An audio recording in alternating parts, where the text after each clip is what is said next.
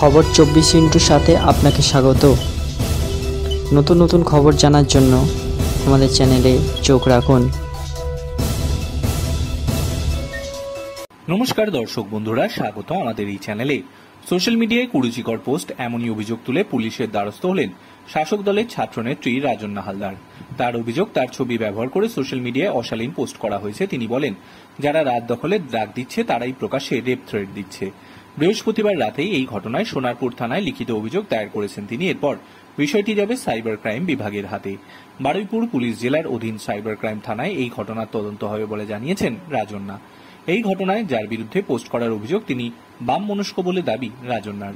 তিনি একজন মহিলা বলেও দাবি করেছেন তিনি। তৃণমূল নেত্রীর দাবি, আরজি করের নারী নির্যাতন নিয়ে যারা সুবিচার চাইছেন তাদের মধ্যেই কেউ আবার নারীর প্রতি অশালীন মন্তব্য করছেন। তিনি আরও জানিয়েছেন, শুধু তার সম্পর্কে নয়, মুখ্যমন্ত্রী মমতা বন্দ্যোপাধ্যায় সম্পর্কেও কুরুচিকর পোস্ট করা হয়েছে। রাজন্না বলেন, ধর্ষণের হুমকি দিয়ে কখনো আন্দোলন হয় না।